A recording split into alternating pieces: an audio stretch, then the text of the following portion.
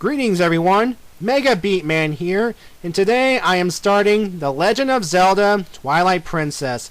This game was released just 3 years after Wind Waker, and the development was pretty interesting in fact. But we'll get to that in time. First, I'd like to comment that this opening title sequence here is reminiscent of Ocarina of Time's title sequence. I mean, we have Link here riding his horse all around Hyrule Field, and yeah. And there are, in fact, lots of nods to Ocarina here, there, everywhere throughout this game. And people cite this as a more polished up version of Ocarina. And frankly, I don't care, because this game is actually my second favorite Zelda game of all time. Ocarina still being number one, and will always be number one, so yeah. So this game here is actually the last Zelda game to be released on the GameCube, and the first Zelda game to be released on the Wii. Yeah, that's pretty interesting, right? Well, the story behind it is that around the time of this game's development, the Wii was about to come out, and Nintendo needed a launch title to essentially help get the Wii going, help get the Wii off to a good start. And well, it just so happens that this game was being developed at the same time, and it was decided, let's modify this game so that we can release it at the same time as a launch title for the Wii so people can buy it. And yeah, so pretty much two different versions of this game were being made at the same time. And one of the cool things about this sequence right here, that you can actually not name your character. You can keep it as its default, both as Link and your horse. Yeah, you can actually name your horse something completely different. But I'm rambling on, folks. So yeah, anyway, there are two different versions of Twilight Princess being made. One for the GameCube, its original system, and the Wii. And the version I'm playing, it's the GameCube version. Why? Well, for one, I pre-ordered this game a long time ago before I heard it was being made for the Wii. And two, well, by playing this on the GameCube, I pretty much know the control system off the bat, because the thing is, this game uses the Wind Waker engine. All the developers did was strip off all of the cel-shaded elements, all the cartooniness off it, and put a new serious tone on it, more realistic tone on it. But the controls are pretty much exactly the same, so I'm able to get into it just like that. And this game here, it's actually a complete 180 from Wind Waker. I mean, in terms of graphics, tone. You can see here right off the bat, it's more realistic. And yeah. In fact, this game is actually the first Zelda game not to get an E rating. Yeah, this one is rated T for teen. So, and we'll see why. Anyway, here, when we get to the story for a moment, basically we are introduced to this game's version of Link, and this game's version of Epona, and this guy right here that they're with, his name is Russell. And Russell here is pretty much the swordsman of Link's village called Ordon, and they have kind of a brother type relationship, father surrogate son kind of thing going on, because Link mentors from this guy in the terms of sword combat and such, so that's pretty interesting. And right here, coming up, we'll see the rest of Russel's family right here. Right there, that is his son Colin right there, and he really looks up to Link. He sees Link as an older big brother, a cool type character, as you can see right here. And that's his wife Uli right here, and yes folks, she is pregnant. Very pregnant.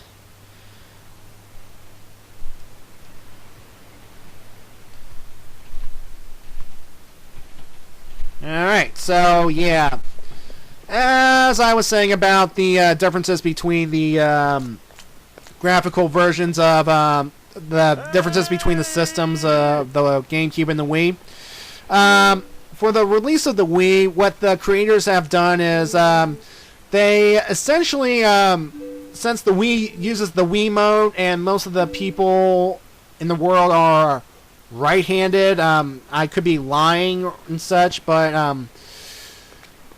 well, what they did was they essentially flipped the game over so that the people who are right-handed can use Link's sword, which means that Link in this game will be essentially right-handed and everyone else is left-handed, and that's kind of bizarre. And that means that the entire map is flipped. I mean, like if Lake Hylia was over on the left side on the GameCube version, Lake Hylia would be on the right side, and so on and so forth. But I'm rambling on again. I'll tell you more in just a moment. So yeah, as you can see here, this version of Link does not have the trademark green tunic and floppy hat, just like his Wind Waker counterpart at the beginning of the game. But don't worry, we will get it later on. Right now we are fighting Link's horse because Link's boss, Fado, is pretty much requesting his assistance, and, well, in this game, Link is pretty much a rancher. He's a farmer. And, well, we have to tend to our farmly duties, I guess. And here we are introduced to another new character in the Zelda universe. This is Isla. And pretty much she is Epona's caretaker. Yeah, that's the word I was trying to think of. Caretaker. Yeah, pretty much the one to make sure that Epona's all healthy, make sure she's running smoothly. And it implies here that these two are friends, maybe even more. That's your opinion. I'm not saying anything.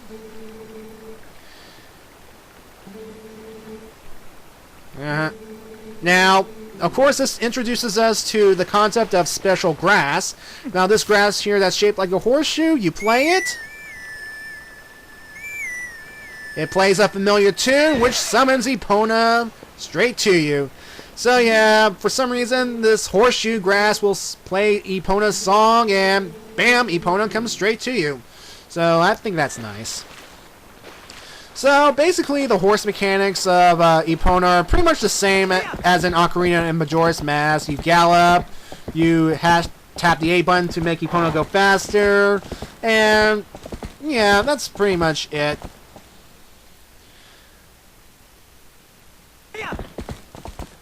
Now, as I gallop through town coming up, I might as well go ahead and continue more about this whole Wii GameCube thing. Now, I was saying earlier that, now, two different versions were released. Now, the Wii came out,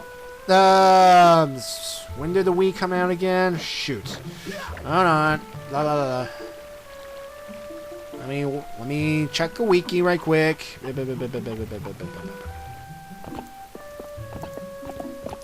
yeah. And, alright, the Wii was released around North America in November, and, of course, the Twilight Princess for the Wii was released then, too, so, yeah. And, another thing about the Wii version is that, it's widescreen, too, so, and for the Wiimote, you get this nice little fairy cursor, so I think that's interesting. So, but preferably, I held out for the GameCube version because, well, it only came out just not too long after, and yeah. Anyway, we are going around town talking to all these nice town folk. I mean, there's this one family that has a daughter and we'll get to know them a little bit better during this journey. And here, we're talking to Colin about how he's preparing a fishing rod.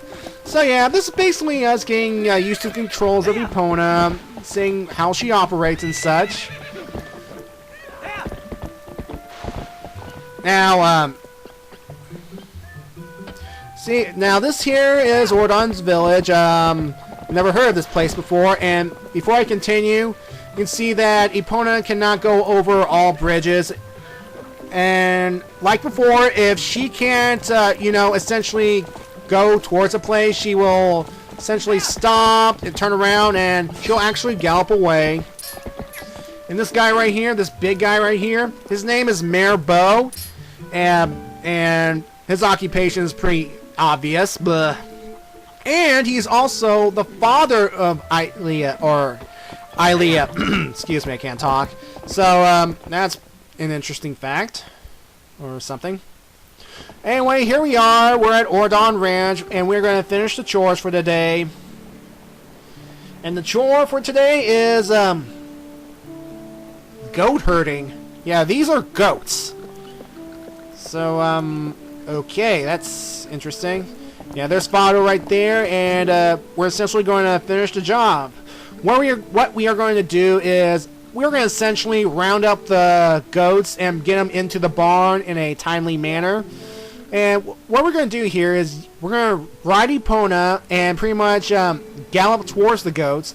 And the goal is to get the goats into that barn right here. Just make sure you gallop them in this direction. And as soon as they get close enough to the door, they'll just waltz on in. And it's easy. Like, the best strategy is to just go around in circles, pick up any goats, and, like, gallop them towards the direction of the barn. I mean, it shouldn't be too hard at all. So, yeah. So, this epic adventure begins with goat herding. Goody. Now, I'm going to go ahead and say, as I round up the goats, is, and this game was pretty much a response to people's reaction from Wind Waker. You know, how people were... In fact, this game's development actually harkens back to the Space World demo from 2000. You know, when the GameCube's graphics were displayed and such. You know, that thing of Link and Ganondorf's fight, and people were all excited for that. If you don't know what I'm talking about, watch my Wind Waker video, my first one, more about that. Well, anyway, people were upset about how Wind Waker was all cartoony, all kidified and all that stuff. And, well, this game is a response to that. I mean, as I said earlier, there is no shell shading, there's no cartoony looks. It's like, it has more serious, there's a more serious tone to it. It'll have a more epic adventure. And the one good thing about this game, no massive ocean. No sailing. Yes, no sailing. No, the sailing. Oh no. Oh no. Flashbacks. Sailing. Water. Oh god. Okay. Okay. Okay. No, there's no water here. There's no water. Calm down. Yeah. Anyway, here, this little section right here is pretty much a little practice on Epona's fence jumping skills, because we all remember that from Ocarina and Majora's Mask. Yeah, so, yeah, that's pretty much it. Our chores are done for today, so let's get out of here and move things along. Now, the unique thing about this game is, after an important event, the game will automatically prompt you to save, and I recommend taking advantage of it because who knows if you can. Who knows, you might die at any point during this game, and yeah. And of course, you can save like normal, you know, as in pausing and then selecting the save function and choosing to end the game at some point. So yeah. Anyway, here, the next day we meet some children. Alright. So, yeah, in typical Zelda fashion, Link is awakened from his bed, and I don't see his bed. In fact, I don't... Oh, there it is, right down there. So, yeah, Link here is the only Hylian in this village. And, yeah, everyone else is human. And, of course, don't don't go down there just yet. Just trust me. Just don't go down to that deep, dark basement. Yeah, anyway, Link is Hylian because, well, as we all know, Hylians have those pointy ears, and the rest, they're humans because they have rounder ears. You can tell the difference, huh? Huh? So yeah, anyway here, these three kids here, the older boy, his name is Tallow. The younger boy, his name is Mallow. And you get the name? Tallow, Mallow.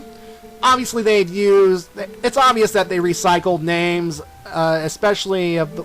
They recycled the names of Talon and Malon for these two characters, so yeah. And despite his appearance, Mallow is actually, I think he is 8 or so. And he is smarter than he looks. Let's just say that. Anyway, and the girl with them, her name is Beth, and her mother owns a shop, and right now they kind of want a slingshot. So, that's our little subplot for this quest right now, to get a slingshot. You know, something to shoot things at. And this is Beth's mother, Sierra, and right now she is all depressed because her cat went missing after an argument over dinner the other night. And, yeah, she won't be in any position to sell anything until her cat comes back. And is she drunk on milk? I swear. Milk is like the alcohol of the Zelda universe. I mean, in Majora's Mask, there's an entire bar dedicated to milk, and you have to be a certain age in order to get into it. But I'm rambling again. Sorry. Anyone, there's Uli running around, and is it a good idea for a heavily pregnant woman to run around like that? I mean, and from the looks of it, she looks like she's about ready to pop.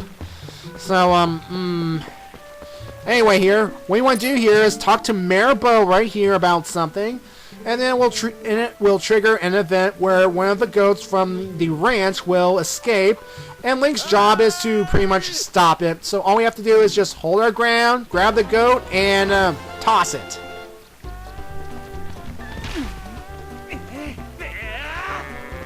Goat wrestling! Hee-haw! Next Sunday on the WWE! That was interesting.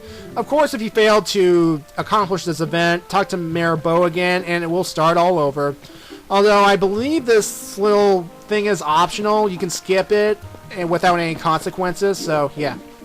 Anyway, talk to Uli right here, and she will tell you that her cradle has gone missing. And, well, we're going to have to find it. See, there's a lot of things we're going to do right here that will help us move things along in the game. I mean, this pretty much gives us the layout of, you know, of us connecting to characters, of pretty much getting to know them before things go bad. Hey. Alright, now this guy over here, his name is Jaggle. Jaggle here is the father of Mallow and Tallow. And his job right here is pretty much to show you the L targeting system of how to talk to people, and oh, jump this gap by running towards it. Stuff that Zelda veterans know all too well. And the thing is, though, he also explains that the cat is actually right near their house, so make note of that. Now, he also does point out that there's another bunch of odd-looking grass that's nearby, so we're going to go investigate it. This grass is actually known as the hawk grass, and by blowing into this grass, it will summon a hawk. Durr. And there's this nice little action sequence of a bird flying into Link's arm. And yes, folks, I'm aware Link has a Triforce symbol on his left hand. We'll get to that when we get to that. Anyway, now that we have a hawk, use aim it at a certain object using the crosshairs and just let the hawk go. In this case, I'm just going to set it loose over at this beehive right here. And yeah. Now, the little subplot here is that Hanch, the Beth's father, is trying to get that beehive down from their house, and Link just pretty much solved their problems in no time flat. But now we're going to use the hawk grass and a hawk to get the cradle back, and it is in the hands of that monkey right there. And of course, they have to show us this little sequence again. In fact, every time we use hawk grass, we're going to see this nice little area because, well, the game developers thought the scenery is nice, and I do admit the scenery does look good. Nice little bit of scenery porn, but, yeah. Anyway, just aim at the monkey, or at least at the cradle, and let the hawk fly, and it will grab the cradle from the monkey. Yay! The cradle will come straight back towards Link, and everything's good. Yay! Alright. Now, we have to get back to Yuli with the cradle, and you can do this either way. You can either try and jump from rooftop and these little tall pillar things, or you can just dive down into the water, and you can actually pick up the cradle from the water, don't worry. And I just have to comment that I love Link. I love that Link can have unlimited swimming again. It's just, I mean, unlike Wind Waker Link, who has a limited swimming engagement, I mean, sorry, I'm having Wind Waker flashbacks again. I'm sorry. Alright. So, by getting the cradle back, we will be rewarded with the fishing rod, which we will need to, again, help advance the plot. And, of course, we have to watch Uli walk all the way back. Now you're walking. I mean, you were running earlier, but no, you had to... walking slowly.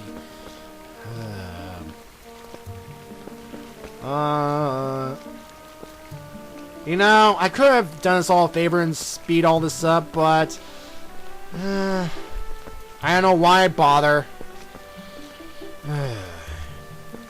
Alright, there we go. Alright, she gives us the fishing rod, and I also want to explain this new item system right here.